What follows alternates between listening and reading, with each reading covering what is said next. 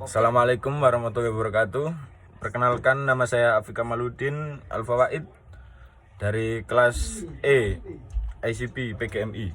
Saya akan bercerita tentang kisah Nabi Ibrahim dan Nabi Ismail, atau juga asal mula kurban Idul Adha. Nabi Ismail merupakan anak yang dinantikan oleh Nabi Ibrahim.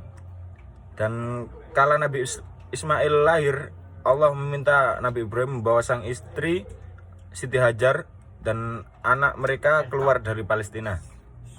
Mereka menyusuri padang pasir yang gersang hingga tiba di lembah tandus yang disebut Lembah Bakoh, yang kini menjadi Mekah.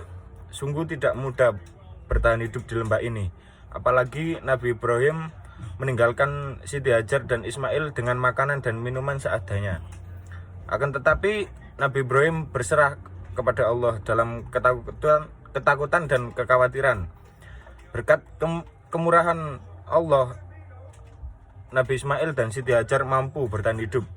Nabi Ismail pun tumbuh besar di Mekah di bawah didikan kedua orang tuanya. Hingga suatu ketika Nabi Ibrahim bermimpi bahwa Allah Subhanahu wa Ta'ala memerintahkannya untuk menyembelih Nabi Ismail. "Wahai anakku, sesungguhnya aku bermimpi bahwa aku menyembelihmu. Maka pikirkanlah bagaimana pendapatmu," kata Nabi Ibrahim pada Ismail, sesuai surat As-Saffat ayat 102. Meski demikian, Nabi Ismail tidak ragu dan meminta sang ayah mengikuti kehendak Allah Subhanahu wa Ta'ala.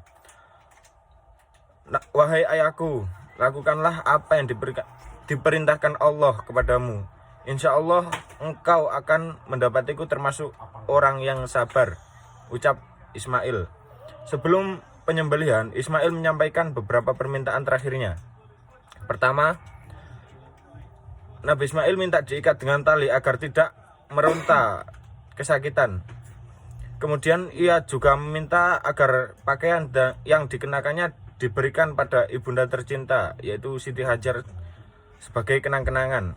Nabi Ibrahim membaringkan sang putra dan mulai menghunus pisaunya.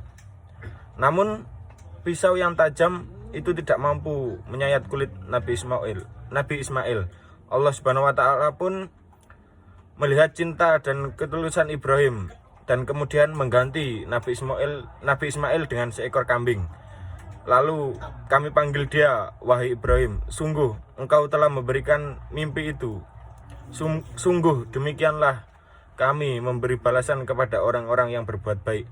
Sesungguhnya ini benar-benar suatu ujian yang nyata, dan kami tebus anak itu dengan seekor sembelihan yang besar." Surat As-Saffat ayat 104 sampai 107.